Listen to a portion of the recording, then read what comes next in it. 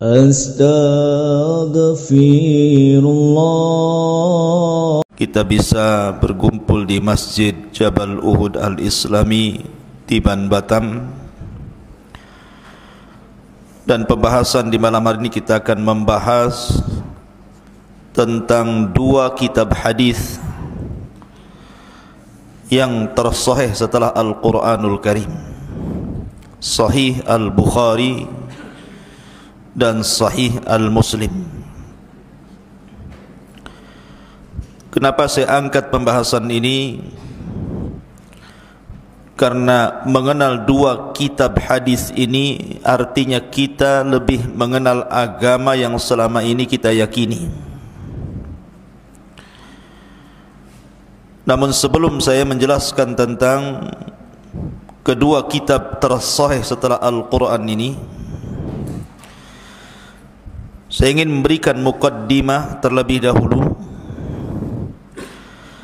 bahwa tidak ada satupun umat dari umat para nabi dan rasul sejak zaman Nuh sampai yang terakhir Isa bin Maryam sebelum rasul,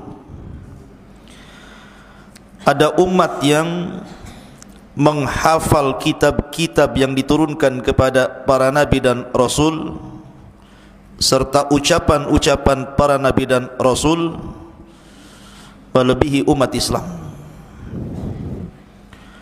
Tidak ada Bani Israel menghafal Taurat dan menghafal ucapannya Nabi Musa ataupun perbuatannya. Begitu juga umatnya Nabi Isa.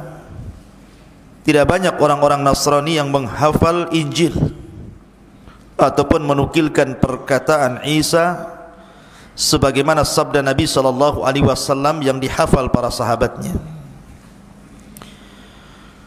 Dan ini menunjukkan keistimewaan umat Islam dibandingkan umat sebelum Islam.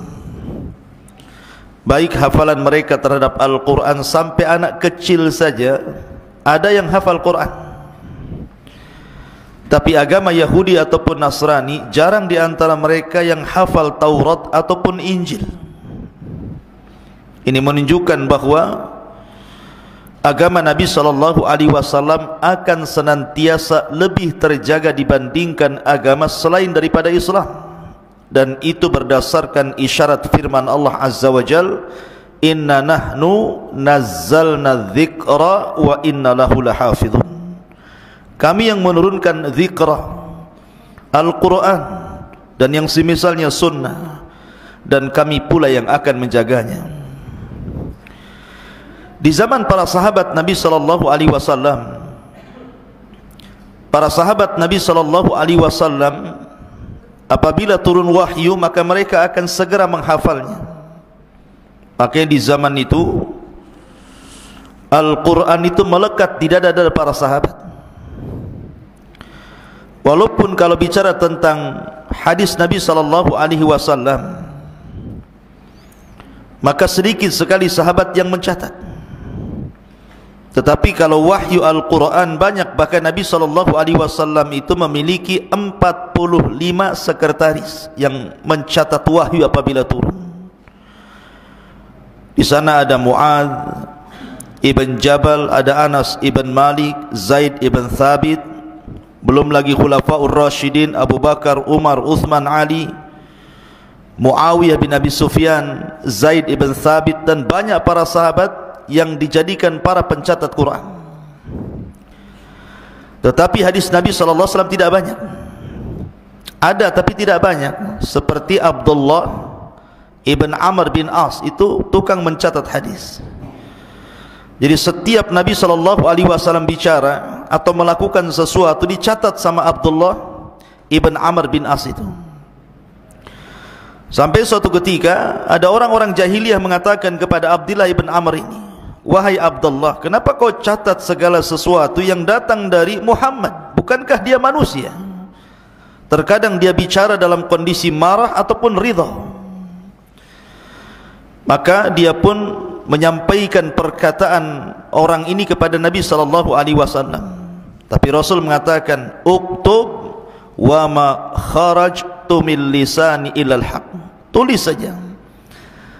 Karena apapun yang keluar dari lisanku adalah sebuah kebenaran. Makanya Abu Hurairah radhiyallahu anhu mengatakan, tidak ada sahabat yang banyak hafalan melebihi diriku kecuali Abdullah ibn Amr bin As, karena dia mencatat. Jadi ada orang yang mencatat hadis, tapi tidak banyak di zaman Nabi SAW. Dan di masa Khalifah Umar bin Khattab radhiyallahu anhu, ketika wafatnya Rasul, kemudian Abu Bakar Siddiq, kemudian Khalifah jatuh ke tangan Umar bin Khattab, Umar itu sudah hendak membuat catatan-catatan hadis, karena dikhawatirkan kemudian hadis ini akan hilang. Akan tapi Umar mengurungkan niatnya karena dikhawatirkan manusia meninggalkan Quran dan beralih kepada hadis Rasul. Tidak jadi di zaman Umar itu. Baru kemudian di zaman Umar bin Abdul Aziz,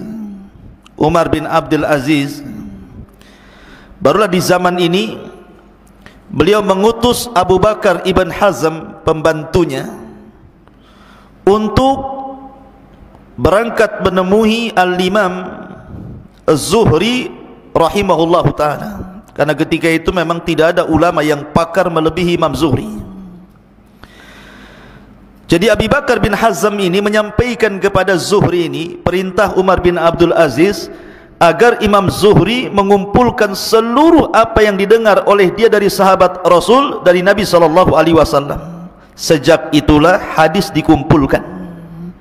Siapa yang pertama mengumpulkannya? Umar bin Abdul Aziz memerintahkan kepada Abu Bakar ibn Hazm, kepada ulama besar namanya Zuhri, untuk mencatat segala hadis Nabi. Di sini permulaan pencatatan hadis Rasul. Baru kemudian, setelah kemudian,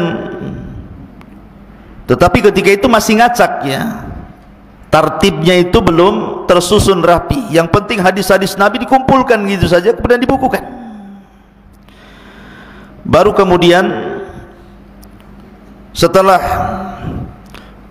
datang orang-orang setelah Zuhri seperti Imam Malik, Abdullah ibn Mubarak, Ma'mar, Sufyan al-Thawri, Sufyan ibn Uyainah, Al-Laits, dan banyak para ulama setelah Zuhri ini, barulah mereka mulai mengumpulkan dan mencatat hadis Nabi SAW dan membukukannya. Dan itu pada abad kedua. Baru pada abad ketiga, inilah abad keemasan, di mana kemudian muncul orang yang kita bahas malam ini. Lahirlah Imam Bukhari, lahirlah Imam Muslim, Abi Dawud, Tirmidzi, Ibnu Hibban, dan seluruh para ulama mukharrij, pengeluar hadis. Mulailah mereka mengkhususkan kitab hadis yang tidak acak, yang acak-acak sebelumnya dikumpulkan dan dijadikan satu dengan sangat tertib. Bahkan Imam Bukhari dan Muslim sampai membuat kitab khusus namanya Sahih Bukhari dan Muslim, yang isinya hanya hadis-hadis sahih saja. Tetapi sebelumnya seperti Musnad Imam Ahmad, Muwatta Imam Malik, dan yang lainnya masih tercampur itu.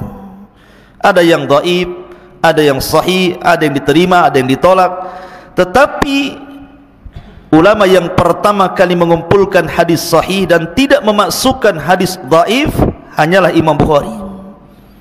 Kemudian disusul oleh muridnya Imam Muslim, sehingga dua imam ini berkarya dengan karya yang luar biasa, dikenang oleh barat dan timur, sehingga kitabnya talaqathul ummatu bil qabul. Semua umat menerima dua kitab ini dan dijadikan sandaran hujjah dalam beragama, dan dua kitab ini adalah dua kitab tersahih setelah Al-Quran. Luar biasa. Itu baru setelah itu tidak ada lagi ulama kecuali hanya meringkas, memberikan catatan kaki, dan begitu seterusnya sampai hari ini. Taib, kita masuk pada pembahasan itu, sejarah kenapa kitab hadis dibukukan. Kita masuk pada pembahasan inti. Yang pertama kita akan bahas dulu mengenal lebih dekat tentang kitab Sahih Bukhari. Tentu sebelum saya menjelaskan tentang isi daripada Sahih Bukhari, saya ingin menjelaskan tentang siapa Imam Bukhari dulu. Imam Bukhari ini, ikhwan, beliau lahir pada tahun 194 Hijriah, pada tanggal 13 Syawal tahun 194 Hijriah lahirlah Imam Bukhari, dan wafat Imam Bukhari pada 1 Syawal tahun 256 Hijriah. Catat wafatnya saja. Imam Bukhari wafat tahun 256 Hijriah. Lah, Imam Bukhari ini termasuk ulama besar. Sejak kecil Imam Bukhari itu ditakdirkan buta matanya. Imam Bukhari itu waktu kecil bayi buta matanya, tidak bisa melihat, memang buta bawaan. Sehingga ibunya itu banyak berdoa, banyak sekali berdoa untuk kesembuhan putranya ini, agar ada keajaiban Imam Bukhari ini bisa melihat. Jadi suatu ketika ibunya ini bermimpi berjumpa dengan Khalil Ibrahim alaihi salatu wassalam. Nabi Ibrahim dalam mimpinya berjumpa dengan ibunya Imam Bukhari. Kemudian datang kepada ibunda Imam Bukhari dalam mimpinya, kemudian mengucapkan salam.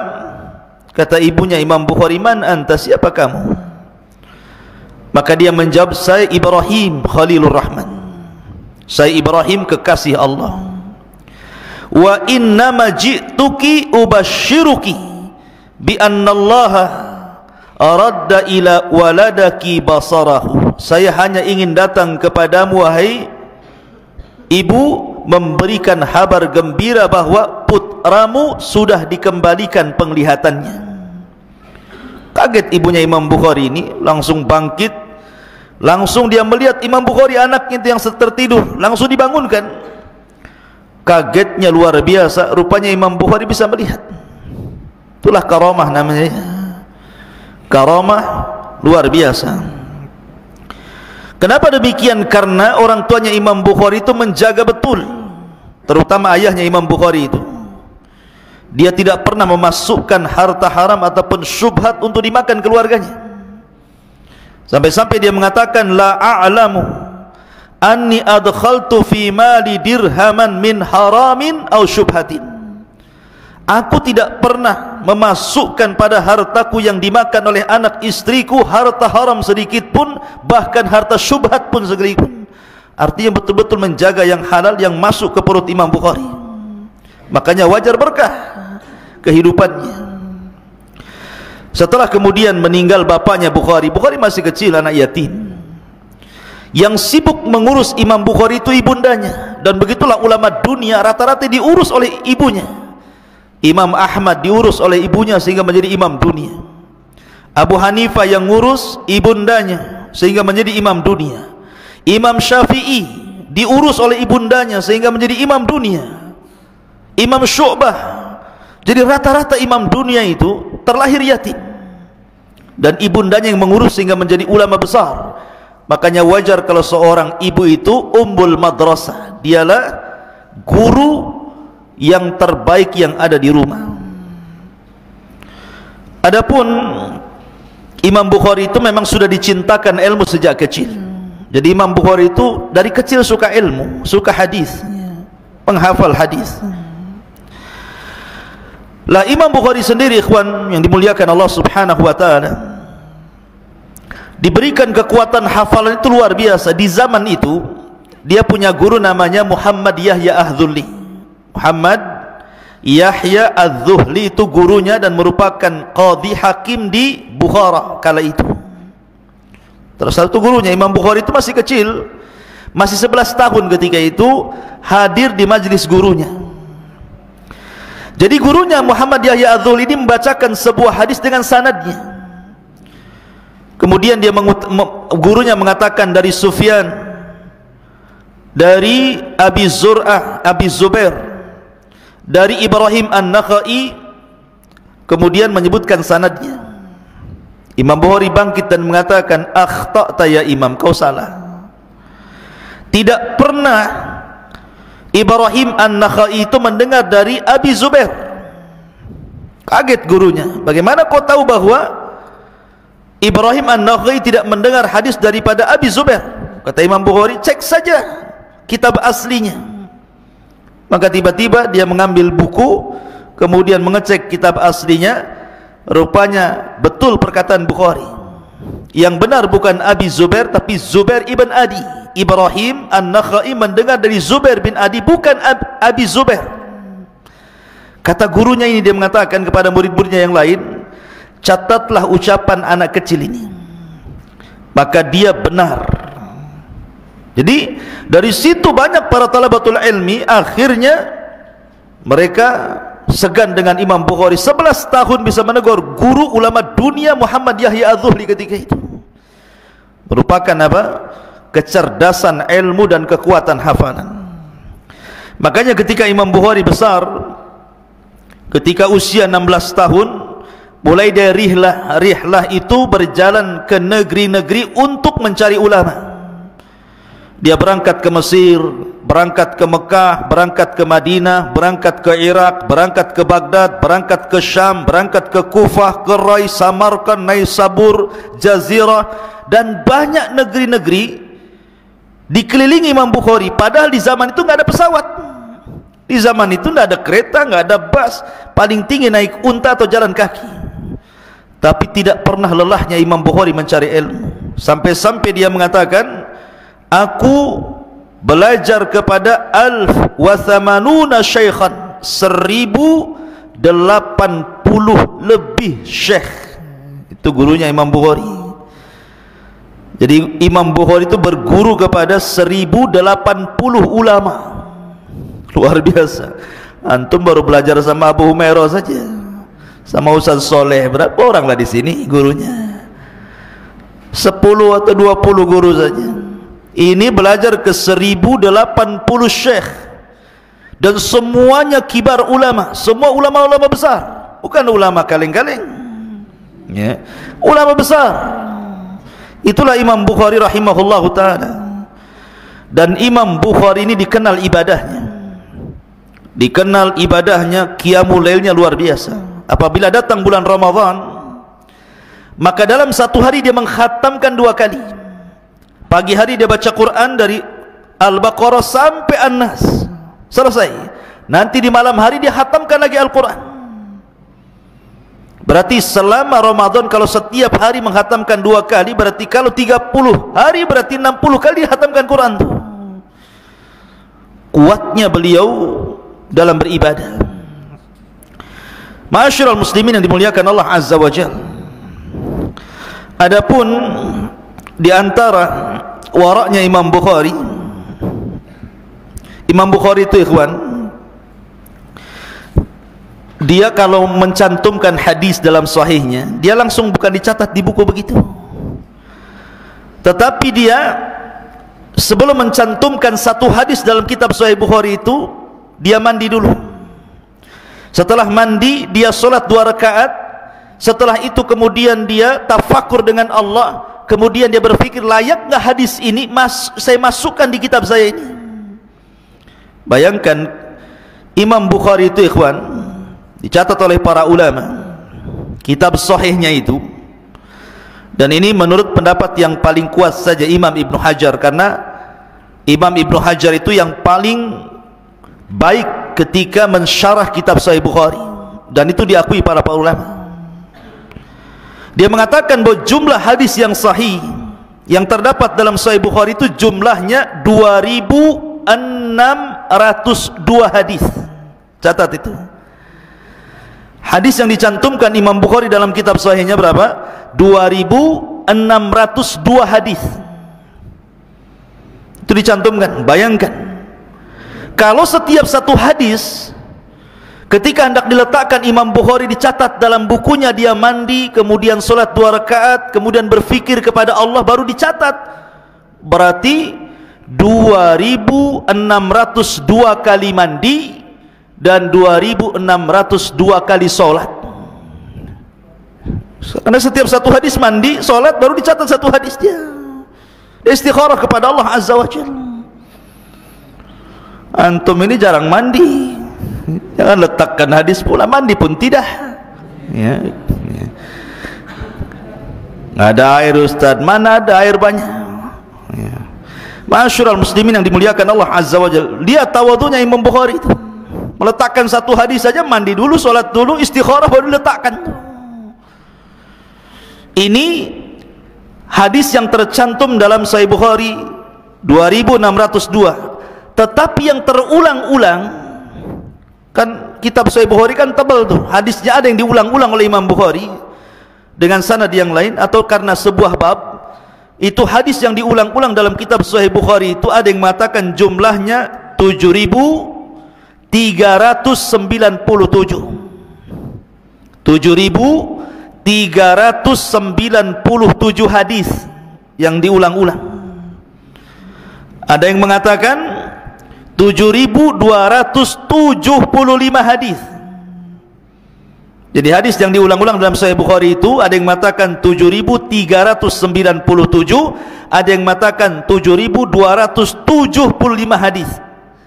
Tapi yang tidak ada pengulangan, maksudnya yang dicatat Imam Bukhari dalam Sahih Bukhari itu ada yang mengatakan 4.000, tetapi menurut pendapat Ibnu Hajar 2.602 hadis.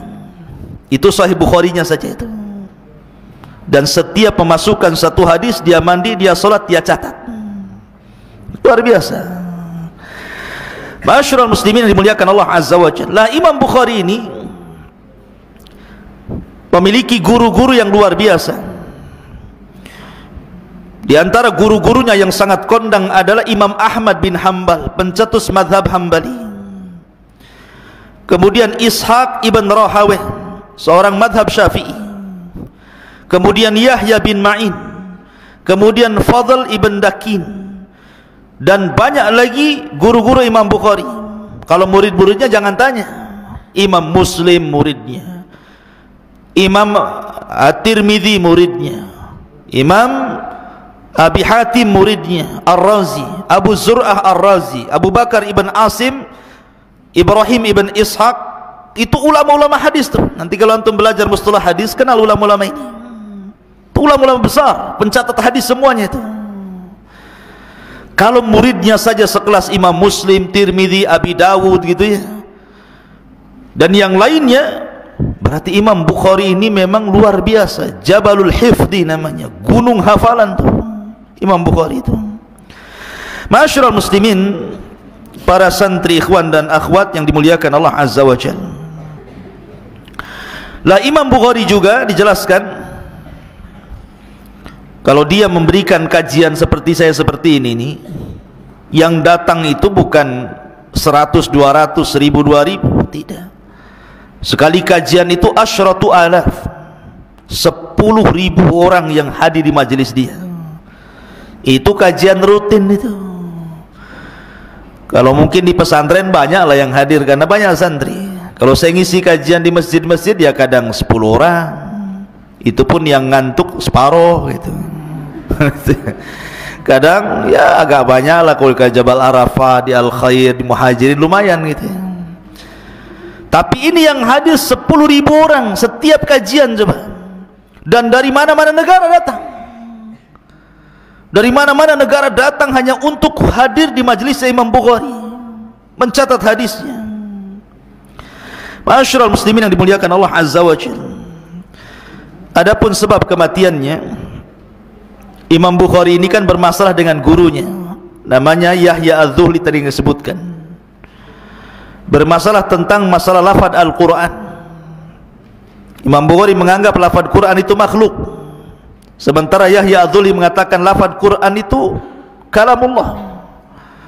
Padahal Imam Bukhari itu memerinci dengan mengatakan as-sautu sautul qari wal kalamu kalamul bari. Adapun suara yang keluar ketika membaca Quran itu suara makhluk, suara kita.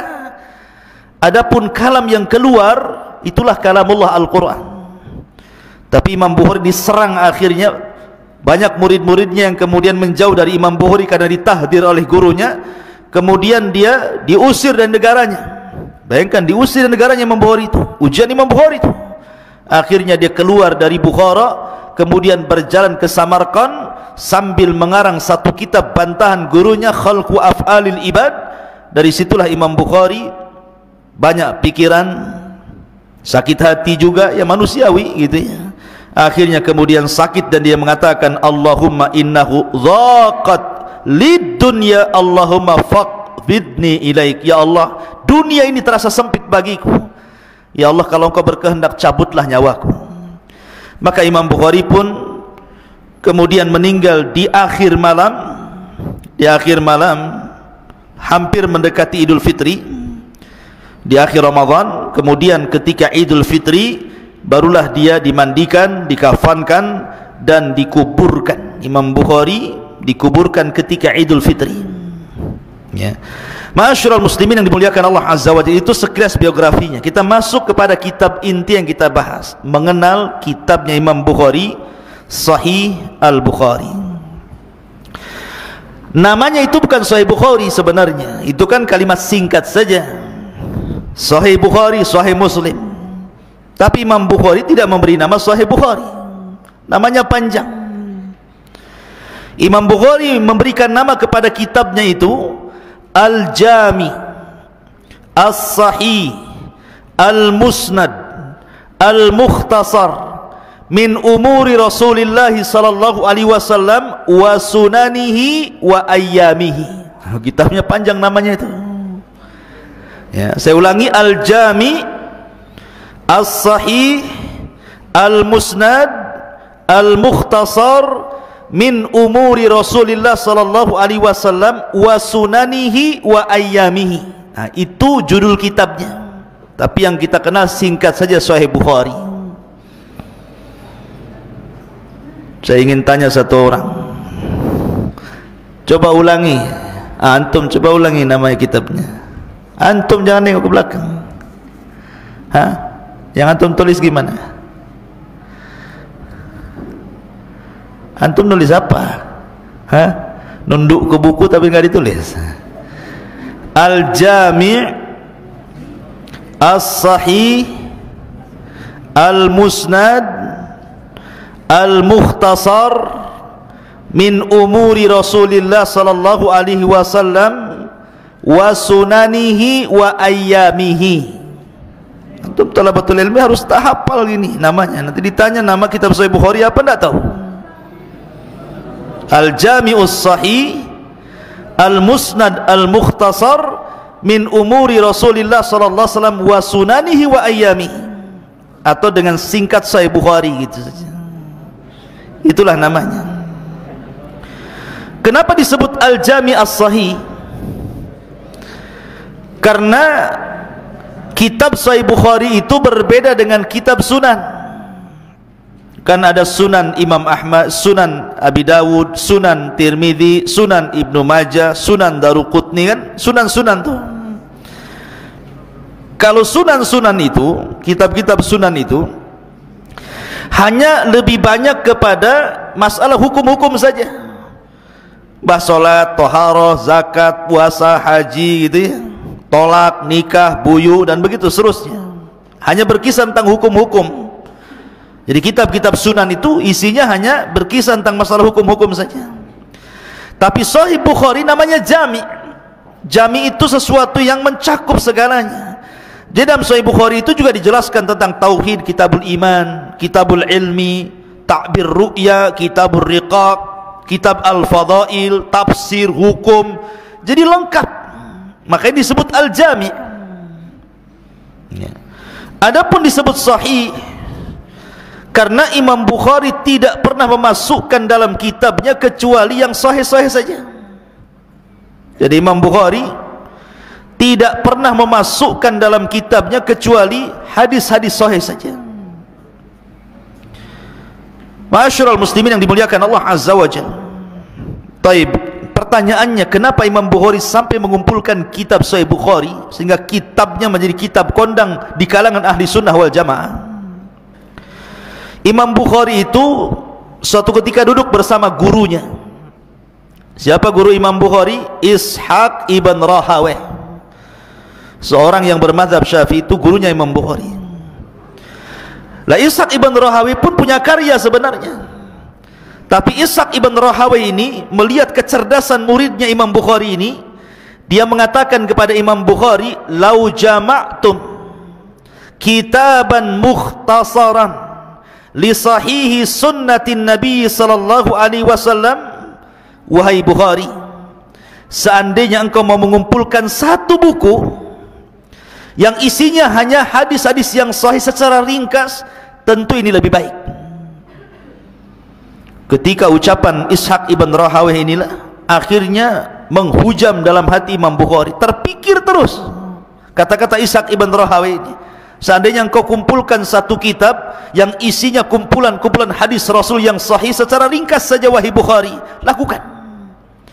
Jadi kepikiran terus ucapan Ishaq ibn Rahawayh, sampai akhirnya Allah buka hatinya dan dia pun mulai menulis kitab Sahih Bukhari selama 16 tahun. Bukan setahun, 2 tahun, 16 tahun dia mengarang kitab Sahih Bukhari itu. Ada juga yang mengatakan, dan itu Imam Bukhari sendiri yang mengatakan, bahwa sebab dia mengarang kitab itu karena beliau mimpi. Beliau mimpinya mengatakan demikian, kata Imam Bukhari, "Ra'aitun Nabiyya sallallahu alaihi wasallam ka'anni waqifun baina yadayhi wa biyadi mirwahatun adubbu anhu." Kata Imam Bukhari, suatu ketika aku bermimpi. Dalam mimpiku aku berhadap-hadapan dengan Rasul, dan ketika itu aku membawa kipas, mengkipas-kipas seperti ini, melindungi Nabi sallallahu alaihi wasallam, melihara Nabi sallallahu alaihi wasallam. Maka dia pun terbangun, kemudian dia bertanya kepada pakar ahli mimpi, orang yang suka mentakbirkan mimpi, mentakwilkan mimpi. Dia datang, "Ini saya mimpi seperti ini, apa ya takwilnya, apa maksudnya ya?" Maka ahli-ahli mimpi itu akhirnya mengatakan kepada Imam Bukhari, "Innaka tadubbu anhul kadhib fahuwa alladhi hamalani ala ikhrajis sahih." Bahwa engkau, wahai Bukhari, engkau akan membela Rasul dari para pendusta.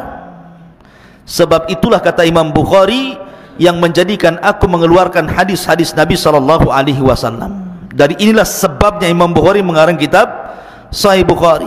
Ada yang mengatakan karena nasihat gurunya Ishaq ibn Rahawayh, ada yang mengatakan karena mimpinya beliau. Maka dengan mimpi itu dia mentakwilkan kepada pakarnya, kemudian dari sebab itulah dia mengarang kitab Sahih Bukhari.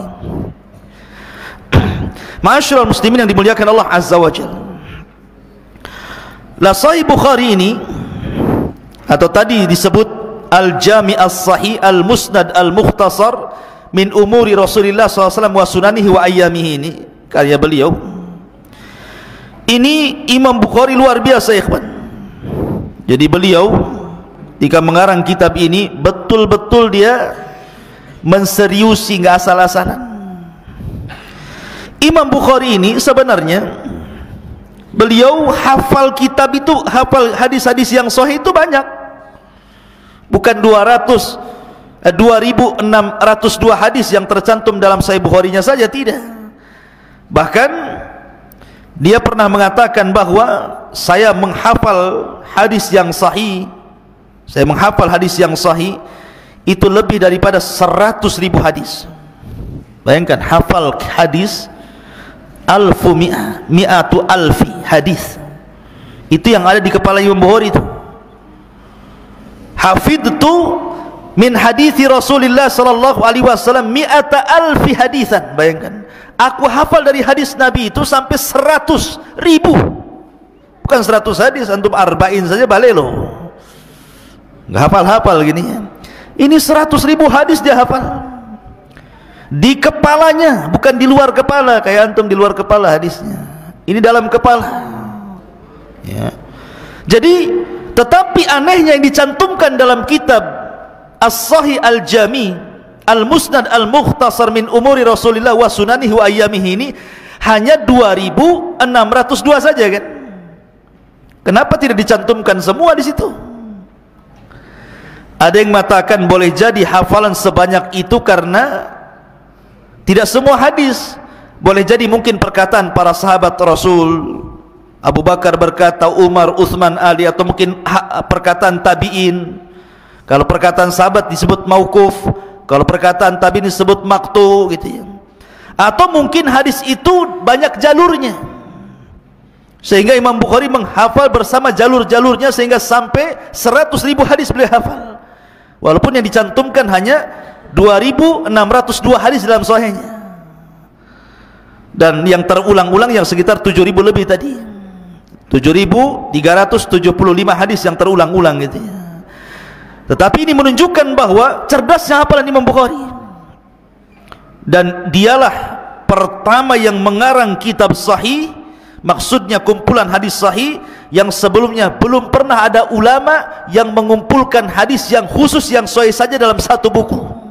Berarti dia mencetak sejarah, karena dia awal yang mencetak kitab yang mengumpulkan hadis-hadis sahih saja. Ma'asyiral muslimin yang dimuliakan Allah Azza wa Jalla. Lah, di antara pujian para ulama atau perhatian para ulama kepada kitab Sahih Bukhari luar biasa.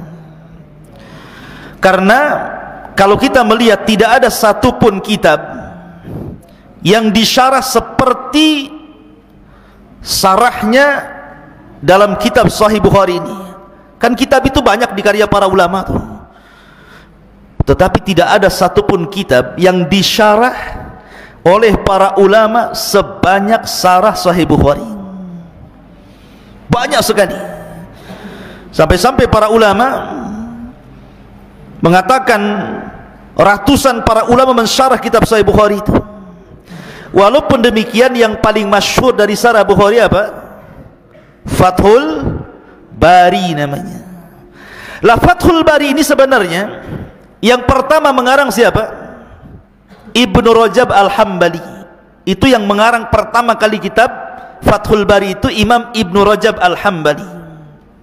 Tapi sayang, keburu meninggal, dan syarahnya baru sampai kepada Kitabul Janaiz saja, kitab masalah jenazah saja. Kemudian diteruskan oleh muridnya namanya Abdurrahim Al-Iraqi, atau dikenal dengan Imam Iraqi. Kemudian muridnya mengarang kitab namanya Fathul Bari juga, sarah Sahih Bukhari. Tetapi Imam Iraqi pun keburu meninggal, dan syarah Sahih Bukhari yang dikarya beliau tidak tahu ada di mana, hilang, tidak sempat dicetak. Kemudian datang muridnya Imam Iraqi namanya Ibnu Hajar Al-Asqalani. Lah, Imam Ibnu Hajar Al-Asqalani akhirnya mengarang kitab juga namanya Fathul Bari. Dan Allah karuniakan kepada beliau usia yang panjang sehingga bisa merampungkan sarah Sahih Bukhari, Fathul Bari. Dan Imam Syaukani mengatakan ketika memuji kitabnya Imam Ibnu Hajar Fathul Bari, la hijrata ba'dal fathi, katanya. Tidak ada hijrah lagi setelah Fathul Bari. Artinya tidak perlu melihat kitab lain ketika mensyarah Sahih Bukhari. Jadi Fathul Bari itu ada 3 marhalah. Pertama dikarang oleh Ibnu Rajab Al-Hambali sampai Kitabul Janaiz. Setelah itu meninggal, diteruskan muridnya oleh Abdurrahim Al-Iraqi, tapi kitabnya enggak ada. Kemudian dilanjutkan oleh muridnya lagi Ibnu Hajar, sama juga kitabnya namanya Fathul Bari, dan diselesaikan dari awal sampai akhir, dan itu kitab terbaik dalam sarah Sahih Bukhari, sampai para ulama mengatakan la hijrata ba'dal fathi. Tidak ada hijrah lagi setelah Fathu, bukan Fathu Mekah maksudnya, Fathul Bari. Ya. Lihat bagaimana para ulama memberikan perhatian kepada Sahih Bukhari ini, luar biasa. Ya, kalau karya-karya yang lain sih banyak. Saya akan sebutkan seperti A'lamus Sunan yang dikarang oleh Abu Sulaiman Al-Khattabi, meninggal 388 Hijriah, itu juga syarah Sahih Bukhari. Kemudian syarah Sahih Bukhari yang dikarang Ibnul Battal Al-Qurtubi Al-Maliki yang meninggal pada tahun 449 Hijriah. Kemudian ada syarah Muskilatul Bukhari dikarang oleh Muhammad ibn Said ibn Yahya yang meninggal pada tahun 637. Di sana ada syarah Bukhari yang dikarang oleh Yahya ibn Sharaf An-Nawawi yang meninggal pada tahun 676 Hijriah. Di sana ada Al-Badrul Munir As-Sari fi Kalami ala Sahihil Bukhari yang dikarang oleh Abdul Karim ibn Abdin Nur yang meninggal pada tahun 735 Hijriah, dan banyak lagi At-Tanqih fi Syarhil Jami' Sahih, kemudian juga At-Tawdih li Syarhil Jami' As-Sahih, kemudian Al-Ifham Syarhu Sahihil Bukhari, dan banyak sekali karyanya. Memang tidak ada satu kitab yang banyak disyarah kecuali kitab Bukhari, dan syarahnya luar biasa, berjilid-jilid ya. Dan ini menunjukkan keberkahan siapa? Pengarangnya, Al-Imam Al-Bukhari rahimahullahu ta'ala. Kemudian di antara tazkiyah para ulama, rekomendasi para ulama tentang kitab Sahih Bukhari, berkata Imam As-Sakhawi, Sahihul Bukhari wa Sahihu Muslimin as-sahhul kutub ba'da kitabillah, bahwa kitab Sahih Bukhari dan Muslim adalah kitab tersahih setelah Al-Quran. Dulu sebelum Bukhari dan Muslim lahir, kitab tersahih setelah Al-Quran itu kitabnya Imam Malik, namanya Al-Muwatta li Imam Malik. Muwatta pun banyak yang ngarang, salah satunya Imam Malik ngarang kitab Muwatta. Sepakat para ulama sampai di zaman itu khalifah meminta Muwatta itu untuk dijadikan undang-undang negara, tapi Imam Malik menolaknya.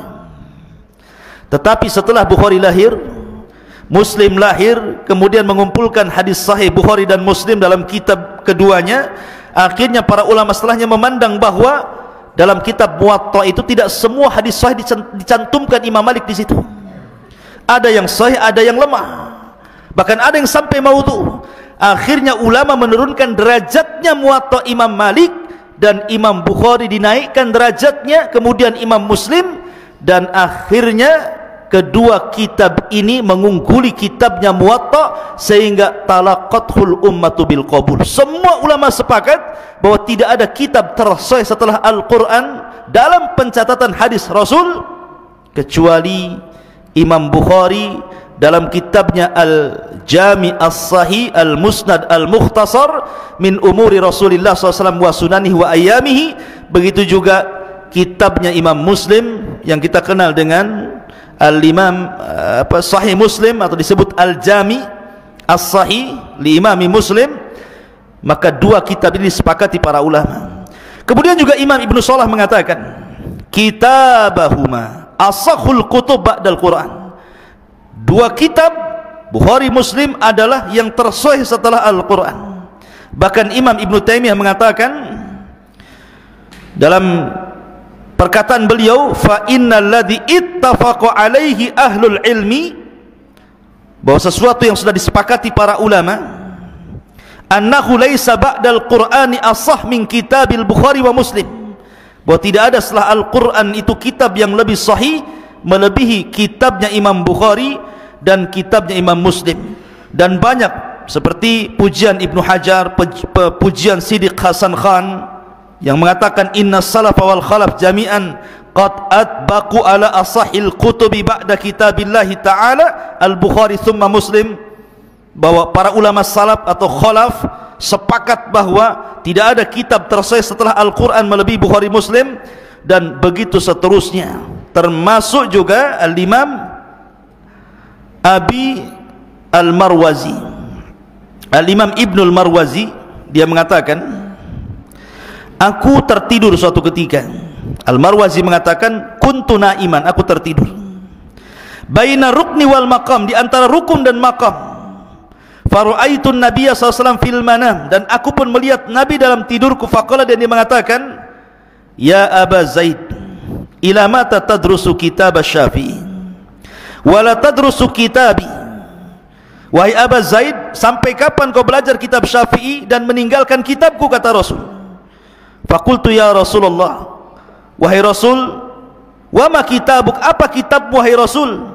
Maka Rasul mengatakan, Jami'us Sahih li Muhammad ibn Ismail, kitabku adalah Jami' As-Sahih yang dikarang oleh Muhammad ibn Ismail ataupun Imam Bukhari. Bayangkan, sampai Imam Marwazi bermimpi seperti itu, didatangi Rasulullah. Imam Marwazi kan dia mendalami fikih Syafi'i. Kata Nabi, kau disibukkan dengan fikih Syafi'i, sekali-kali kau sibukkan dengan kitab hadis, maksudnya gitu. Ini yang ngomong Rasulullah nih dalam mimpinya Al-Marwazi ini. Kata Marwazi, aku enggak paham kitab yang kau maksud wahai Rasul. Maka Rasulullah SAW mengatakan apa? Kitabnya Jami As-Sahih yang mengarang Muhammad ibn Ismail Al-Bukhari. Sampai ulama dimimpikan tentang Sahih Bukhari, lo bayangkan. Jadi penting seseorang itu belajar hadis. Ya mungkin antum, kelas antum nggak apa-apa lah, masih Arba'in Nawawi. Itu kan banyak, hampir secara global diriwayatkan oleh Bukhari Muslim. Arba'in Nawawi dulu antum hafal, baru nanti naik ke yang lebih tinggi daripada Arba'in Nawawi. Ma'asyiral muslimin yang dimuliakan Allah Azza wa Jalla, santri ikhwan dan akhwat yang dimuliakan Allah Azza wa Jalla, ini apa namanya, di antara sedikit dari biografi dari Sahih Bukhari. Karena waktu juga singkat, kita masuk pada Sahih Muslim. Sahih Muslim. Bicara tentang Sahih Muslim, tentu kita akan bicara sedikit tentang siapa Imam Muslim. Imam Muslim itu termasuk a'immatul Islam, ulama-ulama Islam, dan kitabnya tersahih setelah Al-Quran, setelah Sahih Bukhari tentunya ya. Lah nama beliau Imam Muslim itu Muslim ibn Hajjaj ibn Muslim ibn Warad Al-Qushari An-Naisaburi. Beliau dilahirkan sekitar tahun 206 Hijriah, dan dia adalah salah satu murid terbaiknya Imam Bukhari. Walaupun dalam sahihnya Imam Bukhari itu kan gurunya, tapi tidak dicantumkan satupun riwayat dari Bukhari. Aneh kan gitu. Imam Muslim itu kan berguru kepada Imam Bukhari, tapi dalam kitab Sahih Muslim tidak ada riwayat Bukhari, padahal gurunya tuh. Ada yang mengatakan, kenapa Imam Muslim tidak mencantumkan riwayat Bukhari dalam Sahih Muslim? Bahwa Imam Muslim itu mendahului sanad ulu, sanad yang lebih tinggi, karena guru-gurunya Imam Bukhari, guru-gurunya Imam Muslim juga. Kalau ada guru Imam Bukhari, ngapain kepada Imam Bukharinya? Langsung saja ke gurunya. Ada yang mengatakan karena ketika itu terjadi fitnah. Jadi ketika Imam Bukhari difitnah oleh Muhammad Yahya Az-Zuhli, sementara Imam Muslim juga salah satu muridnya Muhammad Yahya Az-Zuhli, ketika itu yang banyak membela Imam Bukhari adalah Imam Muslim. Sampai ketika dia mendengar bahwa Imam Zuhli mencela Imam Bukhari, mentahdir Imam Bukhari, dia pulang, dia ambil catatan hadisnya Muhammad Yahya Az-Zuhli, dia lempar, ambil kembali, aku tidak akan meriwayatkan hadis dari kamu. Sejak itu dia tidak meriwayatkan hadis dari Muhammad Yahya Az-Zuhli ataupun dari Bukhari sendiri. Makanya Imam Muslim itu dia tidak meriwayatkan, mengakui Imam Bukhari, tapi Imam Bukhari beda. Imam Bukhari itu diberikan kelembutan, walaupun dia difitnah oleh gurunya Yahya Az-Zuhli, tetap saja dalam sahihnya dicantumkan pula Yahya Az-Zuhli riwayatnya, tapi dengan nama samarkan, disamarkan namanya, menunjukkan bahwa Imam Bukhari tidak melihat orangnya, tapi melihat hadis itu sahih dari Nabi SAW. Lah Imam Muslim, kembali kepada Imam Muslim, ma'asyiral muslimin yang dimuliakan Allah Azza wa Jalla, Imam Muslim ini memiliki keutamaan besar di hadapan para ulama. Ketika dia berjumpa dengan Imam Bukhari sebagai gurunya, maka dia bermulazamah terus sampai-sampai kalau tidak ada Bukhari, tidak ada Muslim. Jadi yang mencetak Imam Muslim justru Imam Bukhari, padahal itu termasuk akron sekaligus gurunya, teman sekaligus gurunya gitu ya. Tapi banyak mempengaruhi terhadap Imam Muslim. Lah kalau bicara tentang biografi Imam Muslim panjang karena waktu juga, kita langsung kepada Sahih Muslim saja. Jadi Imam Muslim itu ketika mengarang kitab Muslim, dihabiskan waktunya 15 tahun. Kalau Imam Bukhari berapa? 16 tahun, beda setahun. Kalau Imam Bukhari mengumpulkan hadis sehingga menjadi Al-Jami'us Sahih itu 16 tahun. Kalau Imam Muslim 15 tahun. Dia rangkai kitabnya sampai akhirnya menjadi sebuah kitab namanya Sahih Muslim. Lah sebagaimana Imam Bukhari itu kan tidak sembarang juga ketika mencatat hadis. Imam Muslim juga sama. Karena Imam Bukhari itu ketika dia mencatat hadis Nabi SAW, dia mendatangi 3 ulama. Pertama Ahmad bin Hanbal, Imam Ahmad ma'ruf. Kemudian Ali ibn Madini, ma'ruf, seorang ulama jarh wa ta'dil, itu ulama semasa Imam Ahmad hidup. Kemudian Yahya ibn Ma'in, ini ulama dunia semua nih. Imam Ahmad, Ali bin Madini, Yahya bin Ma'in, ini ulama dunia. Imam Bukhari diambil bukunya, setelah dikarang dia berikan kepada Imam Ahmad. Bagaimana menurut kamu di sini kitab saya ini? Kemudian setelah Imam Ahmad berikan rekomendasi oke, dia datang kepada Ali bin Madini. Setelah Ali bin Madini oke, dia datang kepada siapa tadi? Ali Yahya ibn Ma'in. 3 ulama ini sepakat dan takjub dengan karya Imam Bukhari, kecuali mengkritik 4 hadis. Mengkritik 4 hadis dan mengatakan sebaiknya yang 4 hadis ini dikeluarkan saja katanya. Tetapi Imam Bukhari berbeda pandangan.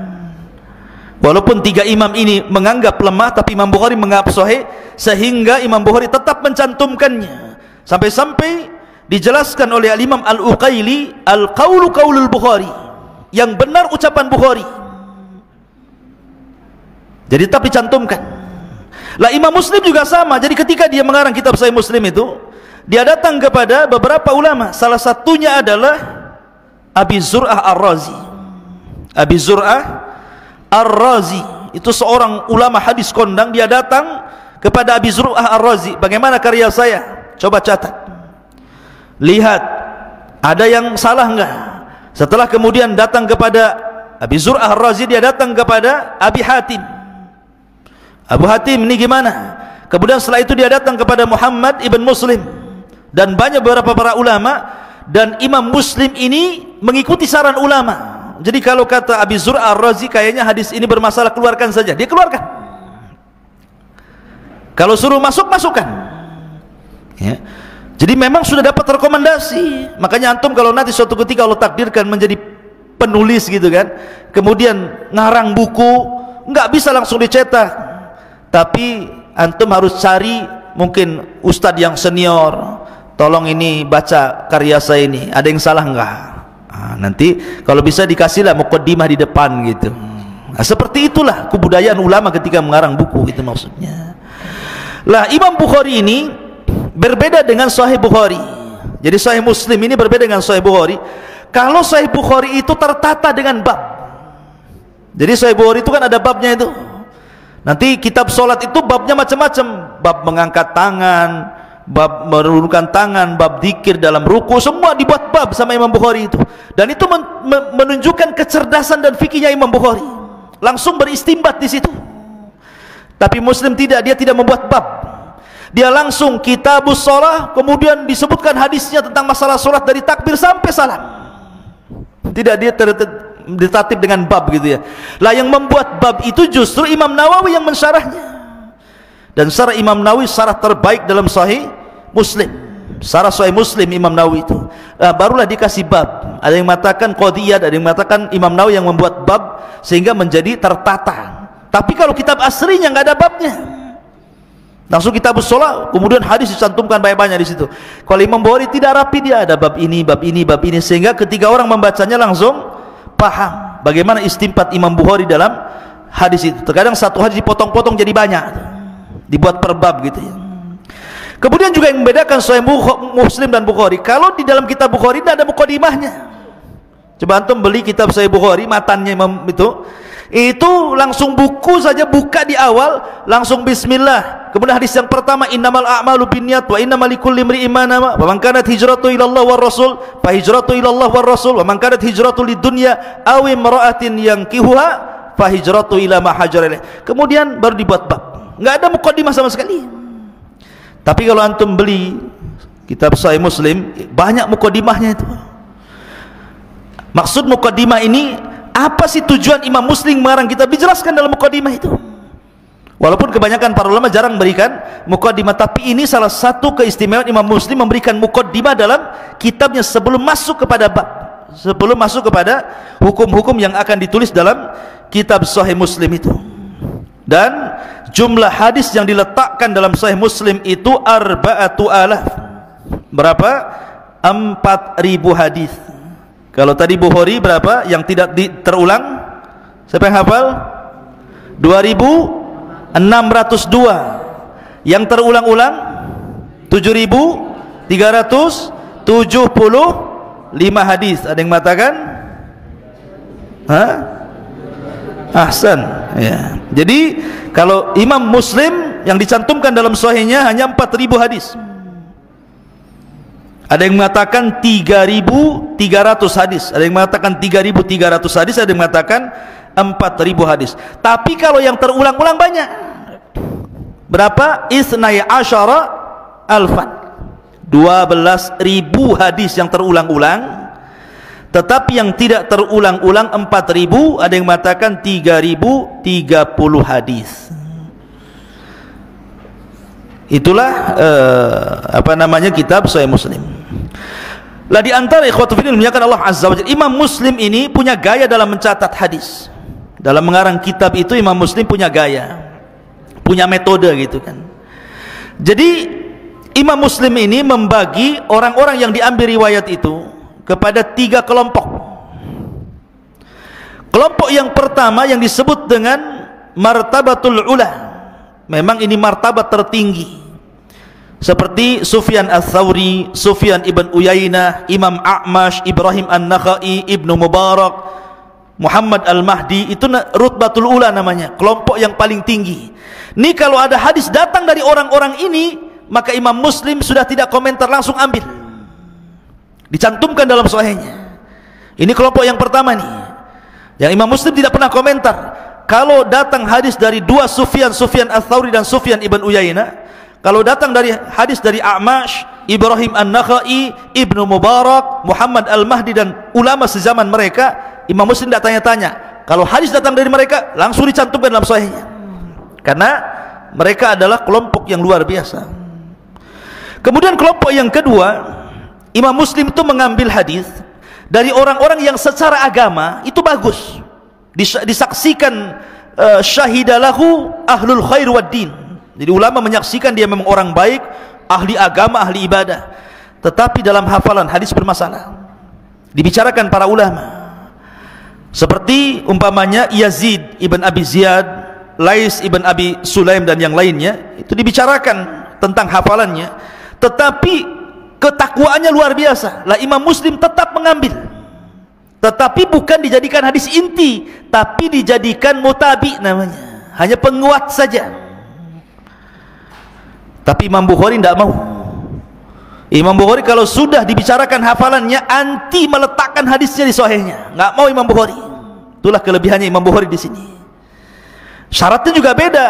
Kalau Imam Muslim itu syaratnya harus sezaman dan memungkinkan ketemu walaupun tidak ketemu. Tapi Imam Bukhari tidak bisa, bukan sezaman saja, harus ketemu baru dicantumkan riwayatnya. Makanya Imam Bukhari itu walaupun punya guru 1080 orang, tapi dia mengatakan, saya bisa menyebutkan hadis yang kuriwayatkan, siapa namanya, di mana tempatnya, bagaimana dia meriwayatkan kepada saya. Karena syarat Imam Bukhari harus berjumpa dengan orangnya, baru dicatat hadisnya. Kalau Imam Muslim tidak perlu berjumpa, yang penting sezaman dan memungkinkan ketemu. Itulah bedanya Bukhari dengan Muslim, syaratnya tidak beda kan. Makanya Bukhari lebih tinggi dibandingkan Muslim dari sini. Tetapi kalau kelompok yang ketiga, para pendusta, muttaham bil kadzib, Imam Muslim la karamah, tidak ada kemuliaan, tidak akan diambil riwayatnya. Dari sini ikhwatul fiddin bahwa inilah perbedaan Sahih Bukhari dan juga Sahih Muslim. Intinya bahwa Imam Muslim betul-betul meletakkan hadis, kehati-hatiannya luar biasa. Tetapi kalau kita melihat rijalnya hadis Bukhari dan Muslim itu, maksudnya guru-gurunya atau jalan-jalannya, jalur-jalurnya hadis itu, ada yang rijalnya Bukhari juga rijalnya Muslim, dan itu banyak, ribuan. Tapi ada juga Imam Bukhari ini meriwayatkan rijalnya tidak ada dalam Sahih Muslim, begitu juga rijalnya dalam Sahih Muslim tidak ada dalam Sahih Bukhari. Tuh paham nih rijal-rijal gini. Nanti akan sampailah pelajarannya ke mustalah hadis. Saya akan menerangkan saja, nanti akan paham.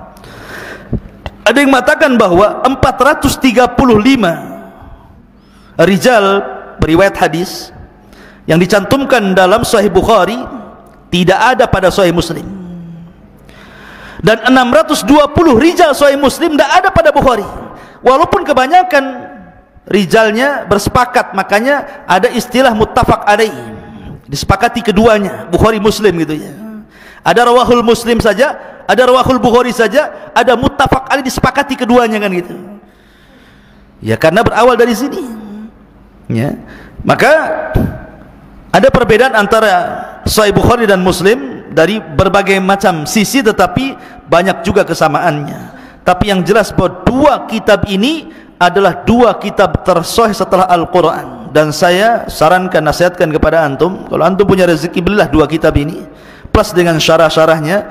Kalau sudah bisa baca, kita baca, atau cari guru belajar tentang dua kitab ini supaya antum lebih mampu lagi untuk mendalami Islam. Karena orang-orang Syiah, mereka mencela dua kitab ini dan mengatakan ini dua kitab mimpinya ahli sunnah. Ketika ada orang mencela Imam Bukhari dan Muslim, berarti sama juga mencela Islam dan mencela para ulama ahli sunnah yang sudah mensepakati bahwa tidak ada kitab yang sahih setelah Al-Quran melebihi Bukhari, Sahih Bukhari dan juga Sahih Muslim. Ini diantara penjelasan, karena juga waktu saya ambil yang singkat-singkat saja. Dan ada manfaatnya ikhwan, dan tolong yang sudah dicatat faedah-faedah itu antum hafal, karena di sini saya dikasih amanah untuk ngasih hadiah susu kambing. Susu apa ini? Susu lajis, susu beruang. Ini susu kucing. Susu apa ini? Pokoknya susu lah ya. Ikhwan 3, akhwat 2. Tutup buku antum, tutup semua, tutup buku catatan antum, tutup. Baik, pertanyaan yang pertama, tutup. Pertanyaan yang pertama, yang mudah saja, sebelah sini ya, antum jangan sini, pokoknya sebelah kamera ke sini.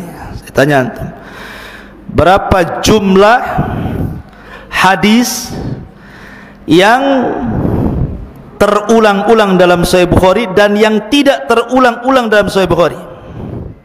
Berdiri, berdiri.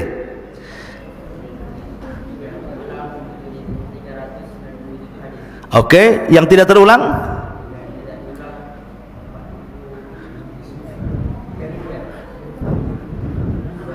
(2000)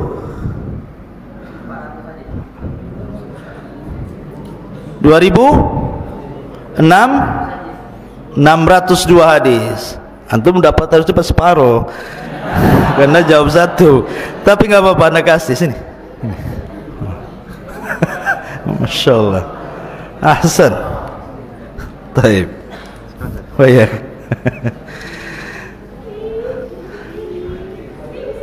Dua, antum sini.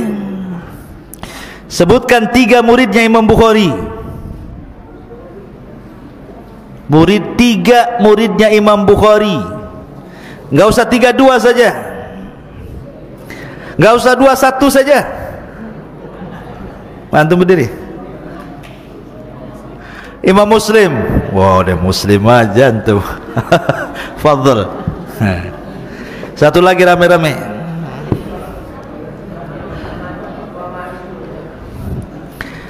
Sebutkan 2 perbedaan Sahih Bukhari dan Muslim. 2 saja, apa ya banyak? Antum apa? Berdiri? Nggak tahu? Antum, afadhal. Jangan melorot pula antum. Gimana? Perbedaan Sahih Bukhari dan Muslim. Ahsan. Satu, yang 2. Kalau Sahih Bukhari syarat untuk menuliskan hadis di dalam bukunya itu harus sejaman dan berjumpa. Ahsan. Muslim? Kalau muslim itu hanya sejaman dan tidak perlu berjumpa. Iya, memungkinkan berjumpa. Ahsan, Masya Allah. Ini antus lajis. Fadal. Sarungnya diikat dulu. Nanti melorot sampai di sini. Sini. Fadal. Jazakallahu khairan. Salaman dulu. Sekarang akhwat, ada mic-nya nggak di belakang tuh? Ada, taib.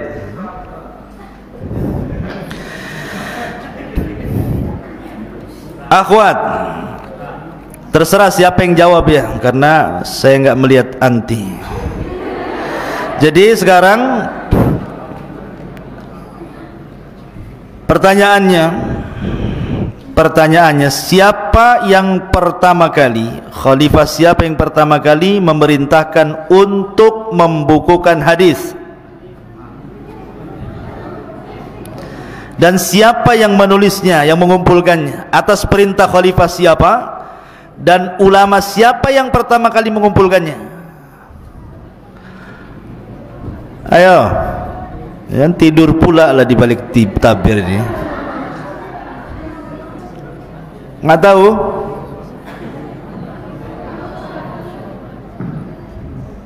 Coba siapa yang jawab?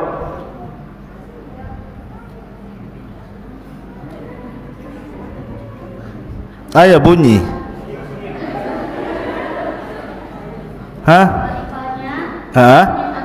Ahsanti. Terus yang Imam Zuhri ahsanti. Tolong lempar di kolongnya tuh. Ini. Oke. Jangan lempar dari atas kena kepala nanti. Lempar dari kolong saja. Taib. Pertanyaan yang kedua sekaligus terakhir.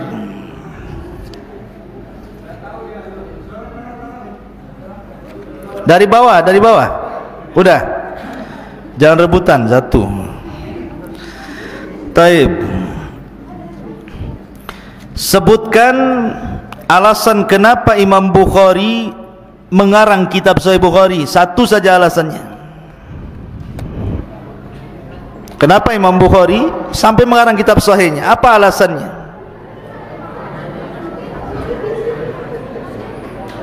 Ayo silakan.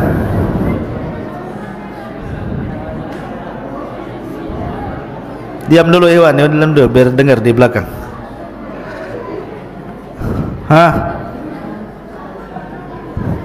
Kalau nggak ada yang jawab saya minum sendiri. Ayo kasihkan mic-nya yang mau jawab tuh. Apa alasannya? Kenapa Imam Bukhari sampai mengarang kitab Sahih Bukhari itu? Apa penyebabnya? Karena perkataan gurunya. Siapa namanya? Ahsanti, Masya Allah. Nih. Iya, dengan berakhirnya susu terakhir, maka berakhir pula kajian di malam hari ini. Mudah-mudahan ada manfaatnya. Subhanakallah bihamdika asyhadu an la ilaha illa anta astaghfiruka wa atubu ilaik. Allah taala. Assalamualaikum warahmatullahi wabarakatuh.